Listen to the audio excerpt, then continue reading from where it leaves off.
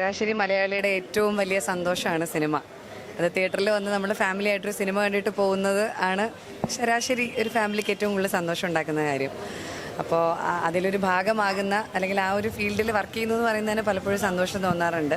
പിന്നെ ഇത്രയും നാൾ തിയേറ്ററില്ലാതെ സിനിമ കാണാൻ, തിയേറ്ററിൽ വന്ന് സിനിമ കാണുന്നത് എനിക്കെപ്പോഴും വലിയൊരു ഇഷ്ടമുള്ള കാര്യമാണ്. സിനിമയിലുണ്ടായിരുന്ന സമയത്തും ഷൂട്ട് കഴിഞ്ഞിട്ട് സെക്കൻഡ് ഷോ ആണെങ്കിൽ പോലും റിലീസാവുന്ന ദിവസങ്ങളിൽ തന്നെ ഞാൻ സിനിമ കാണാൻ ശ്രമിക്കാറുള്ള ഒരാളാണ്. അത്രയ്ക്കും വലിയ സിനിമ ആരാധികയാണ് ഞാൻ.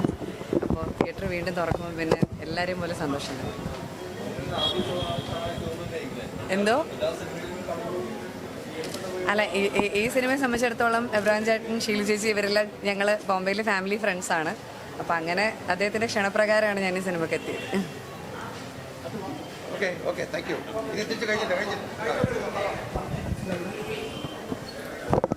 ദിശ എന്ന് പറയുന്ന പ്രേക്ഷകർ എനിവേ തിയേറ്റേഴ്സിൽ വരാനായിട്ട് കാത്തിരിക്കുന്ന കുറച്ച് പേരുണ്ടാവും തീർച്ചയായിട്ടും.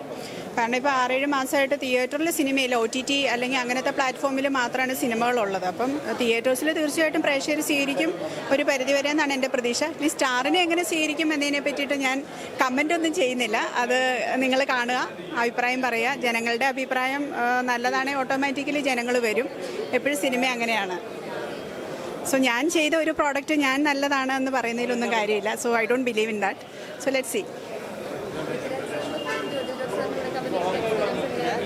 വളരെ നല്ല എക്സ്പീരിയൻസ് ആണ്. അവർ രണ്ടുപേരും വളരെ എക്സ്പീരിയൻസ്ഡ് ആയിട്ടുള്ള, നാച്ചുറലി ആക്ട് ചെയ്യുന്നവരാണ്, മുൻനിര നിൽക്കുന്നവരാണ്. അപ്പം അവരുടെ കൂടെയൊക്കെ അഭിനയിക്കാൻ പറ്റുന്നത് വലിയ ഭാഗ്യമായിട്ടാണ് ഫീൽ ചെയ്തത്. ശരിയാ, ലോക്ക്ഡൗൺ ഒക്കെ ആയിട്ട് എല്ലാവരും തിയേറ്ററിൽ പോകാൻ പറ്റാതെ അങ്ങനെ ഒരു വലിയ ഒരു ഗ്യാപ്പ് വന്നു.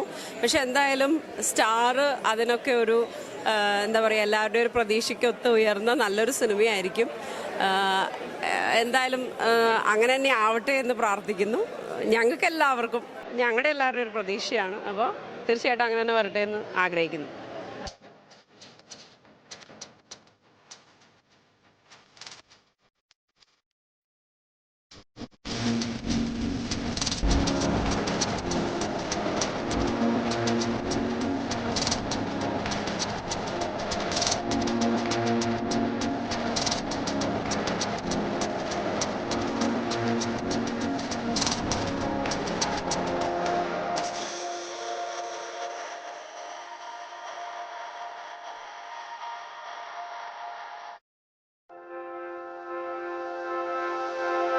ന്യൂസ്.